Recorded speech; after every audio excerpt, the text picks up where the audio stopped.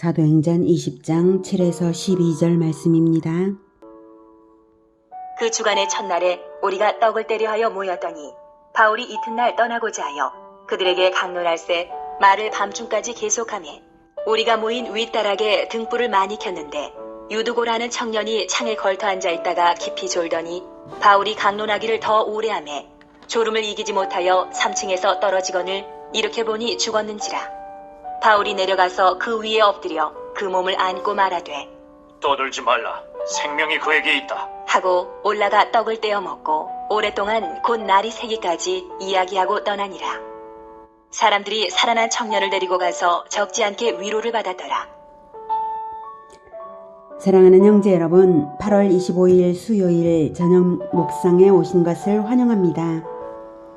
6절까지에서는 고린도 사역을 마치고 수리아로 배 타고 귀환하려고 했으나 유대인들의 음모가 있어서 부득불 육로로 마게도냐 지방을 돌아서 드로아로 오게 된 것을 보았습니다. 이 드로아는 그런데 바울이 복음을 전한 적이 없는 지방입니다.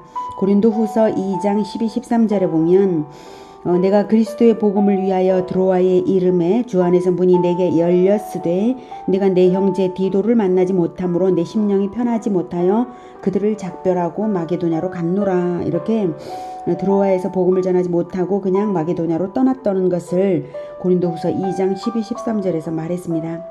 그렇게 복음을 전하지 못해 아쉬웠는데 이제 복음을 전할 기회가 생긴 것이죠. 드디어. 그런데 드로아에 와보니 바울 아닌 다른 사람들에 의해 전도된 성도들이 있었던 거예요. 그래서 무교절을 지키는 일주일 동안 열심히 드로아 성도들에게 말씀을 강론한 것입니다. 그리고 떠나기 전날인 주일 밤에 큰 사건이 발생했습니다. 7절 그 주간의 첫날에 주일에 우리가 떡을 때려 하여 모였더니 떡을 때려 한다는 것은 성찬식을 말하고요. 초대교회 때는 주일 예배 때마다 성찬식을 하는 것이 일반적이었습니다. 바울이 이튿날 떠나고자 하여 그들에게 강론할세 말을 밤중까지 계속하매 다음 날이면 떠나게 될 것이라서 바울은 말씀을 최대한 많이 베풀어 주려고 애를 쓰며 밤중까지 계속 설교를 한 것입니다. 8절 우리가 모인 윗다락에 등불을 많이 켰는데 밤중이고 모인 사람들이 많으므로 등불을 많이 켰어요. 여기서 윗다락은 3층을 말하는 것입니다. 9절 유두고라 하는 청년이 창에 걸터 앉아있다가 이 창은 3층 창입니다. 걸터 앉아있다가 깊이 졸더니 바울이 강론하기를 더 오래 하매 졸음을 이기지 못하여 3층에서 떨어지거늘 일으켜 보니 죽었는지라. 사람들이 많이 모였기 때문에 앉을 데가 없어서 졸린데도 자리 이동을 하지 않고 창에 걸터 앉은 채로 있었던 것 같고요. 유두고라는 이름은 복, 행운이라는 이름인데요. 당시 그 지방에서는 하층민들이 즐겨 지어 부른 이름이었다고 합니다. 유두고는 아마도 그 집의 종이었는지도 모르겠습니다. 아무튼 하루 종일 노동을 하고 와서 피로한 터에 말씀을 들으려고 왔으나 졸음을 이기지 못했던 것이겠죠. 본장의 초점이 설교 때 졸면 안 된다는 훈계를 주려는 것은 아니라고 봅니다. 바울도 아무 책망을 하지 않았고요.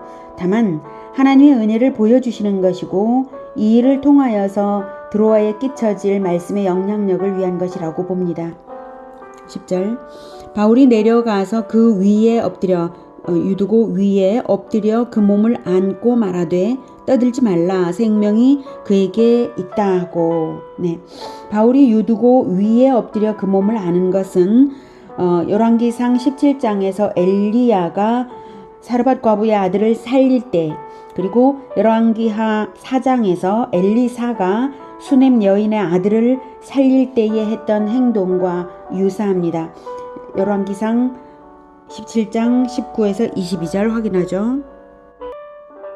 엘리야가 그에게 그의 아들을 달라 하여 그를 그 여인의 품에서 받아 안고 자기가 거처하는 다락에 올라가서 자기 침상에 누이고 여호와께 부르짖어 이르되 내 하나님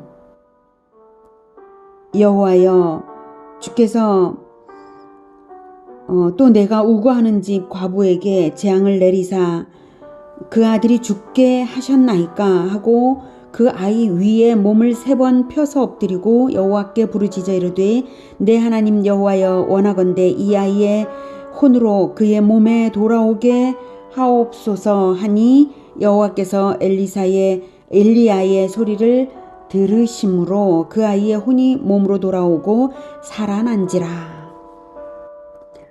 이렇게 엘리야의 이야기가 있고요. 열왕기하 4장 32에서 34절 확인할게요.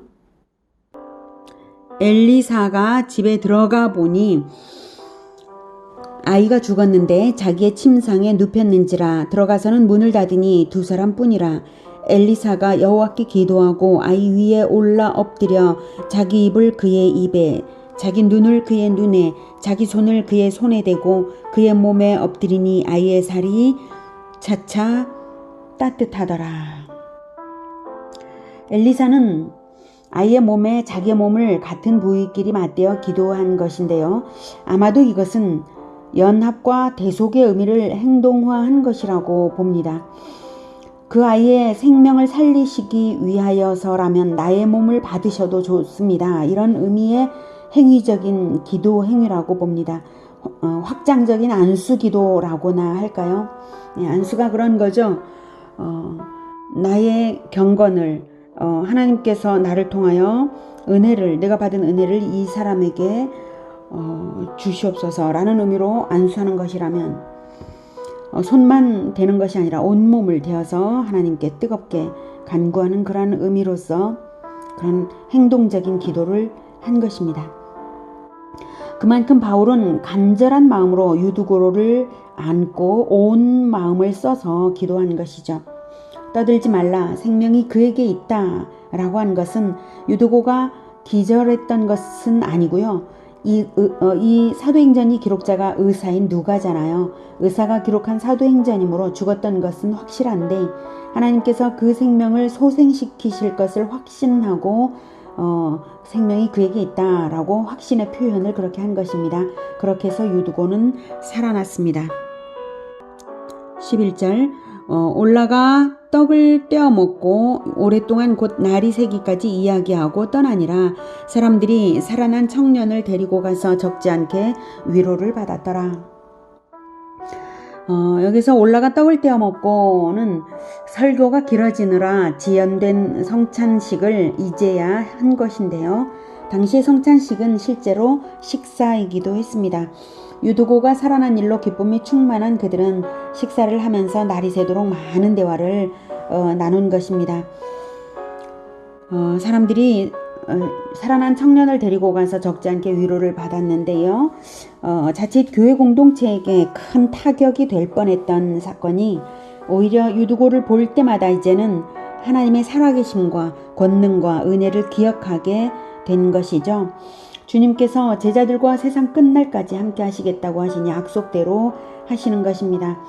마태복음 28장 18, 19, 20절에서는 예수께서 나와 말씀하여 이르시되 하늘과 땅의 모든 권세를 내게 주셨으니 그러므로 너희는 가서 모든 민족을 제자로 삼아 아버지와 아들과 성령의 이름으로 세례를 베풀고 내가 너희에게 분부한 모든 것을 가르쳐 지키게 하라. 볼지어다 내가 세상 끝날까지 너희와 항상 함께 있으리라. 이렇게 주님의 하신 이 약속이 헛맹세가 결코 아닌데 바울이 오직 복음을 위하여 살고 기회가 닿는 대로 말씀을 전하고 심지어는 밤새도록까지도 이렇게 말씀을 전하는 그 충성스러운 그 종에게 권능으로 함께 하시는 증거가 없을 수 있겠습니까? 우리 또한 복음화 제자화를 최대 사명이요 최우선 사명으로 굳게 붙잡고 나아가야 하겠습니다. 우리를 복음화 제자화의 길에 사명으로 부르신 주님을 찬양합니다. 기도하겠습니다. 하나님, 하나님께서 바울과 함께 하셔서 하늘과 땅의 모든 권세로서 주 예수 그리스도의 권능을 입게 하시는 것을 볼 때에 바울처럼 우리도 복음화 제자화를 위하여 살고 싶습니다. 하나님, 우리가 너무나 부족하지만 복음화 제자화를 위하여 살아갈 수 있도록 우리를 성령으로 충만케 하여 주시옵소서. 복음화 제자화를 위하여 좁은 길을 따라 걸어가겠습니다. 주님, 도와주시옵소서. 주님의 도우심이 없이 할 수 있는 일이 아니오매 이 좁디 좁은 길, 아무도 가지 않는 이 길, 길처럼 보이지 않는 이 좁디 좁은 이 길을 가겠사오니 주님, 오직 성령으로 인도하시고 모든 것을 승리할 수 있도록 도우시옵소서. 예수 그리스도 이름으로 기도드립니다. 아멘. 이어지는 시간은 개인 기도 시간입니다.